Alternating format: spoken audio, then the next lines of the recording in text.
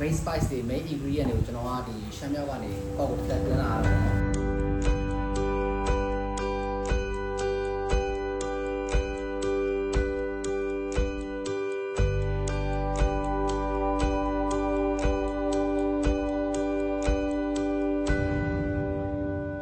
်အားလုံးမင်္ဂလာပါဒီနေ့တော့ကျွန်တော်ဒီ Seawall House ရဲ့ founder ကိုဆိုင်မြောင်နဲ့ကျွန်တော်တွေ့နေခြင်းဖြစ်ပါတယ်ကျွန်တော်မိတ်ဆက်ပေးရတယ်ပေါ့နော်အခုဆိုင်ဒီကားမီယာဒီ Seawall House ဆိုတဲ့အတွက်ကြောင့်ကျမ်းမြောက်ပိုင်းမှာအဓိကထားတာဖြစ်နေပါပေါ့နော်တခုရှိရကျွန်တော်ကြားဘူးတာပေါ့နော်ဒီရှမ်းတောင်ပိုင်းနဲ့မြောက်ပိုင်းအစားအစာ flavor နည်းနည်းကွဲတယ်လို့ပြောတယ်အဲ့ဒါအခုဘယ်လိုကြီးကွာလဲမသိဘူးအခုမြင်ရဟုတ်ရှမ်းတောင်ပိုင်းနဲ့ရှမ်းမြောက်ပိုင်းကအရသာကွဲပါတယ်ဘယ်လိုပဲလဲဆိုတော့ကျွန်တော်တို့ဒီရှမ်းမြောက်ကကြတော့ Chinese influence နည်းနည်းလေးပိုဖြစ်တယ်ပေါ့နော်အရသာလေးအနက်အရသာကအဆက်ဘက်ကိုနည်းနည်းပိုသွားမယ်ပြီးရောဒီ Chinese spice ဘက်ကိုပိုသွားမယ်ပေါ့နော်တောင်ပိုင်းကကြတော့သူကဒီထိုင်းဖက်နဲ့နည်းနည်းလေးကိုနီးစပ်တာပေါ့နော်အဲ့လိုမျိုးလေးကွာတယ်ခင်ဗျာရှမ်းမြောက်ကျတော့ကျွန်တော်ဒီယူနန်တီဟုတ်ကဲ့ပါခင်ဗျာဟုတ်ကဲ့ပါခင်ဗျာဟုတ်ကဲ့ပါခင်ဗျာကိုအနေနဲ့ပေါ့နော်ဒီအခုဒီ Seawall House မှာရတယ်ကျွန်တော်ဒီမီနူးတွေကကိုစိတ်တိုင်းအကြဆုံးဖြစ်တဲ့ handware လေးတွေရှိလာဘယ်နှမျိုးလောက်ရှိလဲဘာကြောင့်လဲပေါ့နော်စိတ်တိုင်းအကြဆုံးမီနူးလေးတွေကရှိပါတယ်ကျွန်တော်ဆိုင်ရဲ့ recommended signature ဖြစ်တဲ့တိုဖူလေးရှိမယ်တိုဖူကြော်ရှိမယ်ပြီးတော့ဒီကြောင်မဲမီရှိရှိမယ်ကျန်းထမင်းဝါရှိမယ်ပြီးတော့ပေါ်ကောင်းလို့ရှိမယ်ကိုဆိုင်ပေါ့နော်ဒီရှမ်းအရသာစစ်ရဖို့တော့ပေါ့နော်အခုအတက်နိုင်ဆုံးပြင်ဆင်ထားလို့ပြောတယ်အဲ့တော့အခုတို့ဒီပါဝင်ပစ္စည်းတွေကြတော့အခုဘယ်လို manage လုပ်လဲပါဝင်ပစ္စည်းတွေကဒီအခြေခံပစ္စည်းတွေဖြစ်တဲ့ဒီနနမင်းတို့စက်သွန်မိတ်တို့ဝဲလို့တကယ်ဒီရှမ်းအစားတောက်ရဲ့ taste flavor အတွက်ကကြတော့ကျွန်တော်ရှမ်းမြောက်ကနေ spice တွေကိုတီးတန်းကွက်ကိုမာတော့ပြင်ဆင်တာခင်ဗျဟုတ်ခင်ဗျအမွေးကြိုင်တွေပါတွေကစားကျွန်တော်တို့ဒီရှမ်းမြောက်ကနေပဲတွင်ရဟုတ်ပါတယ်ခင်ဗျဟုတ်ဥပမာအကိုကဒီရှမ်းမြောက်ဘက်ကိုသွားဘူးတယ်အဖက်ကအစားတောက်တွေကိုကိုစားဘူးတယ်ဆိုရင်အကိုကျွန်တော်အစားတောက်ကိုစားလိုက်တာနဲ့အခုအဲ့ဒီရှမ်းမြောက်ကိုရောက်တော့အခုစားခဲ့တဲ့ vibe မျိုးတေချာပေါက်ပြန်ရသေးတယ်နောက်ပြတော့ဒီကျွန်တော်တို့ဒီ handware လေးတွေကတမင်ကုန်ရလာဥပမာကကျွန်တော်တို့ဒီတုပ်ဟူးလေးဆိုကျွန်တော်တို့မန်လေးမှာဆိုရင်မနက်ခင်းတစ်ဖြတ်ပဲရောင်းတော့ဗောနော်ဒီညရီပိုင်းကမရတော့ညနေဆောင်နေညရီကျွန်တော်တို့ဒီတုပ်ဟူးလေးစားကြကျွန်တော်ဘယ်မှရှာမရအခုစီမှာရောဒီအချိန်ကန့်တဲ့ရောင်းတဲ့မျိုးတွေရှိတယ်ဆိုင်မှာကအချိန်ကန့်တဲ့ရောင်းတာကဟိုရှမ်းသမင်းပုံစားအတွက်အဲ့လို lunch box set ပေါ့နော်အဲ့ဒါလေးပဲရှိမှာကျန်တဲ့ဆိုင်ပုံမှန်မီနူးကတော့ဆိုင်ဖွင့်ချိန်မနက်8:00နာရီနေဆိုင်တိတ်ချိန်ည9:00နာရီအထိအကုန်လုံးရတယ်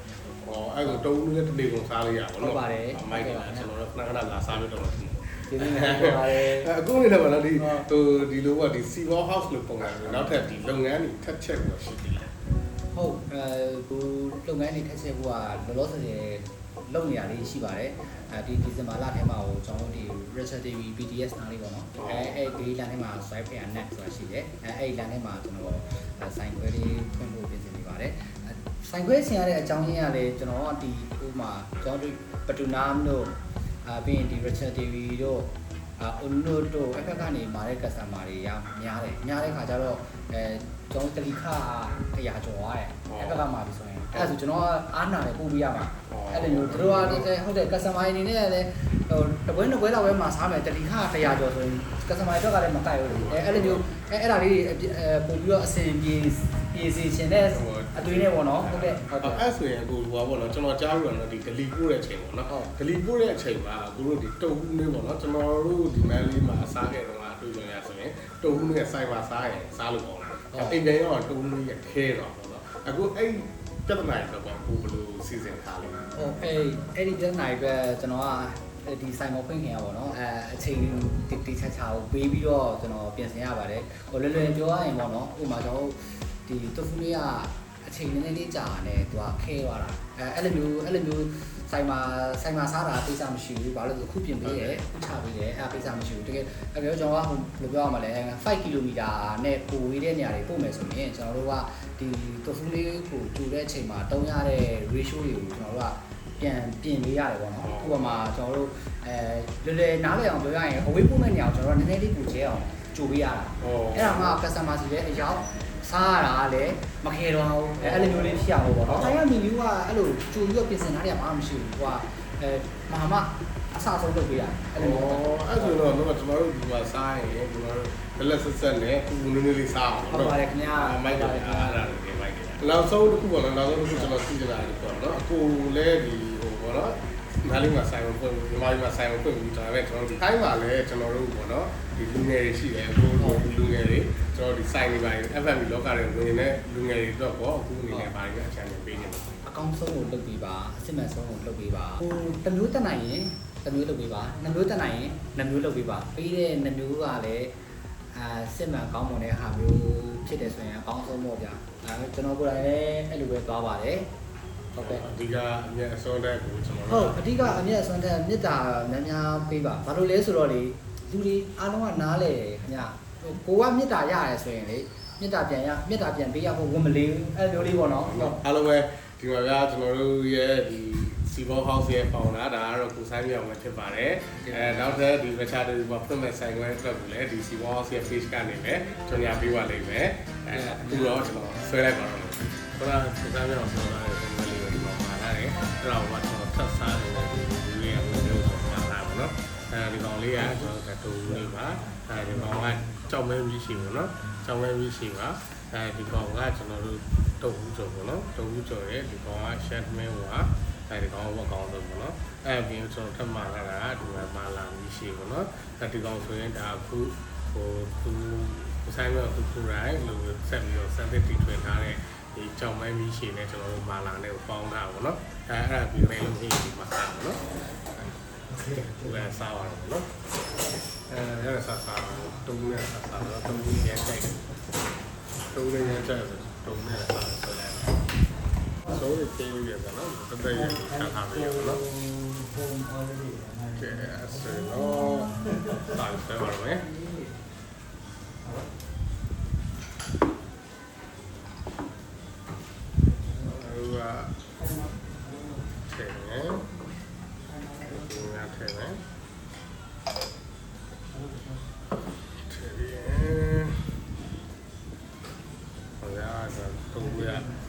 တော့ကူမာလာတော့လည်းတော့နဲ့မာလာတော့လည်းကျွန်တော်ရုံးဝဲဆောင်လည်းတော့ကြာပါတယ်မဲ့လုံးဝမခဲဘူးလေတုံးလေးရဲ့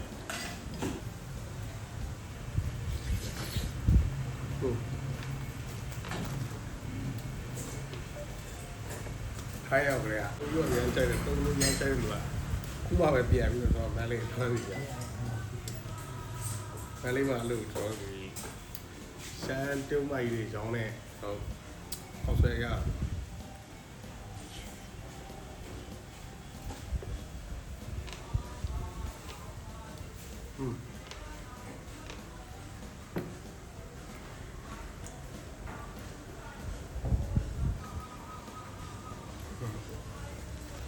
တုံးလို့စားတုံးလို့လေသူ့စားမှာ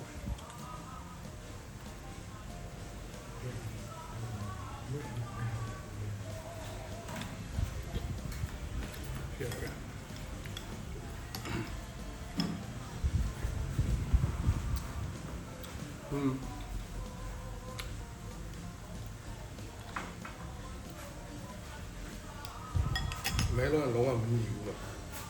မိုက်တယ်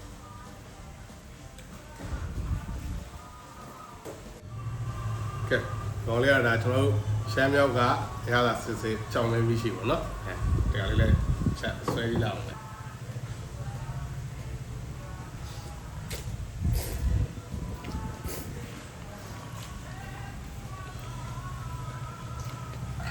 ဒီပါဝင်ပစ္စည်းပေါ့နော်အဓိကပါဝင်တဲ့ပစ္စည်းတွေအကုန်လုံးကျွန်တော်တို့ဒီရှမ်းမြောက်ကတွင်းနေဆိုတဲ့ကြောင့်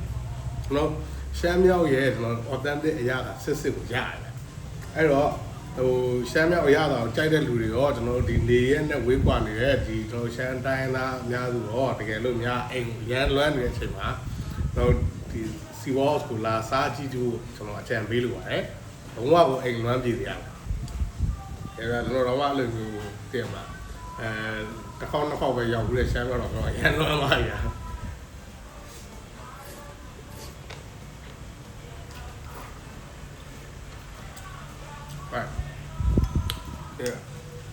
မဲလုံးဟင်းရတယ်လေအဲ့ဒါ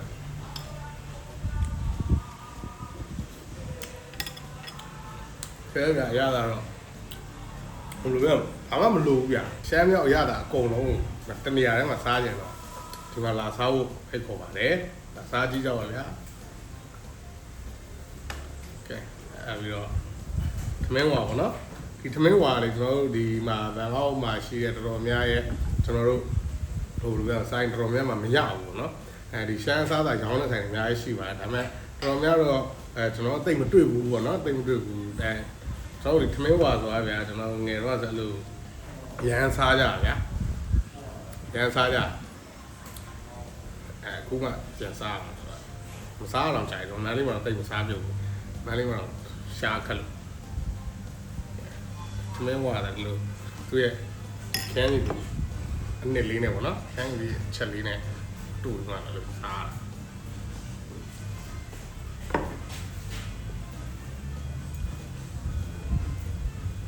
တယ်ဒါကလည်းဖိုက်ပွင်းနေတို့ရတယ်လုံးဝဗျာဟိုလိုရမှာပဲများပြီးတော့ဆမ်းမှုနေတော့ကြတော့တော်လေးတူရတော့ထိထိမိရ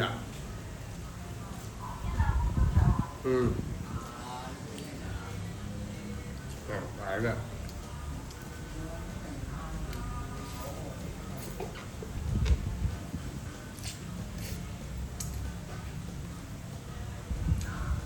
တယ်အဲ့ဒီလေး依然ဘုန်းကြီးလေးကျွန်တော်ကတော့ဘုန်းကြီးဒါကြိုက်တယ်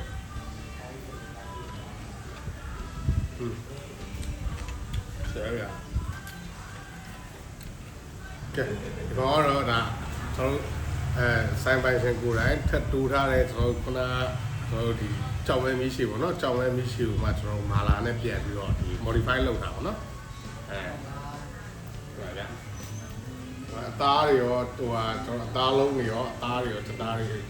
ပေါ့နော်စုံခွင့်ဒီမှာမြင့်တူပါတော့အကုန်လုံးပါတယ်ဆွဲကြည့်လိုက်ပါဗျာဒီနေ့ကတော့ share ပဲ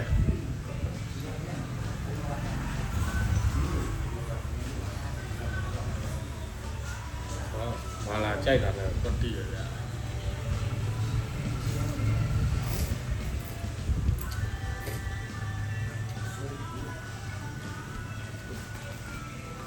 ခဏတော့လမ်းမြောက်ပြောသားလို့ပဲရှမ်းမြောက်စားတာတော်များပြီဟိုတရုတ်ဘက်ကိုချိန်တယ်ပေါ့နော်ကျွန်တော်ယူနန်ဘက်ကိုချိန်တယ်ယူနန်ဘက်ကိုချိန်တော့ကျတော့အဲ့မှာမာလာကလည်းကျွန်တော်အားသာကြတာရှိပြန်အဲ့တော့ရှမ်းတရုတ်အရသာစားကြလားကျွန်တော်ရှမ်းမြောက်စားတာအရသာစစ်စားကြလားဒီလိုတစ်ခေါက်တော့လာစားကြည့်တယ်မကြိုက်ရင်တော့ကြိုက်တယ်လို့ဆက်ရှမ်းမြောက်အရသာကြိုက်ရင်ဒီစီဘောကဟာမစားကြည့်ခဲလို့ကျွန်တော်ပြောလို့မဟုတ်ခဲ့ဘူးဆိုရင်ကြိုက်တယ်လို့ဆဲသွားနိုင်တယ်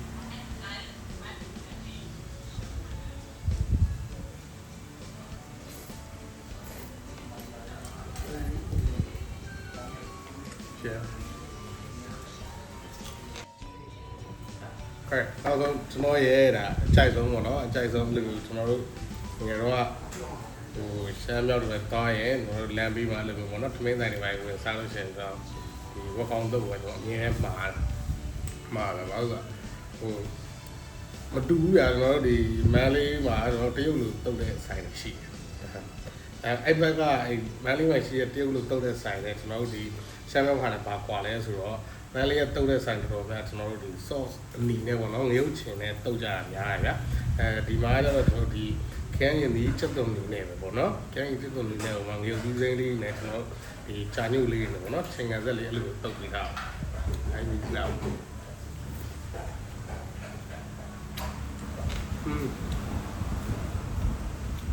ကဲဗျာအဲ့တော့ရတာတိုင်းပဲဗျာကျွန်တော်သိပါရဲ့မျိုးတို့ဒီရှမ်းမြောက်ကအမျိုးဆိုအကုန်လုံးသိမှာအားစားကြီးကတန်းသိသွားတယ်ဗျာတော့ပြောနေတာအပူကြီးလုံနေလားအမှန်ကန်လားဆိုတာမျိုးကိုယ်ကလာစားကြီးလိုက်ဟုတ်လားဒီဘောကိုလာနေတယ်ဆိုရင်ကျွန်တော်တို့ကဒီမျိုးတွေကလာမယ်ဆိုရင်ဒီ Baron BTS အကျော်ပေါ့နော်ဒီ Samron BTS မရောက်ခင် Baron နဲ့ Samron ကြားထဲမှာကျွန်တော်တို့လမ်းထိပ်မှာကျွန်တော်ဘန်ကောက်ဘန်ရှိပါတယ်ဘန်ကောက်ဘန်ရဲ့ဘေးမှာကျွန်တော်တို့ဒီဟိုထိုင်းဆောင်တော့ခွင့်လို့ပေါ့နော်ထိုင်းစလုံးကြီးတဲ့ကြီးထားတဲ့အဲ့အဆောက်စိမ့်ပြန်ကျွန်တော်ကိုအင်းကြီးပိုင်းချုပ်တယ်အဲ့ကြားထဲနဲ့ဝင်ခဲ့ရမှာဖြစ်ပါတယ်အဲ့ကြားထဲဝင်ခဲ့ပြီးတော့ကျွန်တော်နှစ်လမ်းမြောက်ပေါ့နော်နှစ်လမ်းမြောက်မှာရှိပါတယ်စီဘောဟောက်ဆိုပြီးတော့ကျွန်တော်တို့ဒီကိုကက်မက်ကနေရှာနေရပါတယ် နောက်တဲ့ပို့ပြီးတော့အဆင်ပြေတာဒီမျိုးတွေကမျိုးတွေတက်ကကျွန်တော်တို့ဒီဇင်ဘာကျွန်တော်တို့ဒီ9ရက်6ရက်ပေါ့နော်9ရက်6ရက်ကိုကျွန်တော်တို့ဒီပချာဒေဝီရဆိုင်ခွဲကဖွင့်တော့မှာဖြစ်ပါတယ်အဲ့တော့မျိုးတွေကမျိုးတွေလည်းအဲ့မှာသွားပြီးမှအားပေးလို့ရပါတယ်အားလုံးကျေးဇူးတင်ပါတယ်ကျွန်တော်ကတော့ဒီမှာအခုဘာကောင်းသုံးတဲ့ဘီယာနဲ့ဆွဲတော့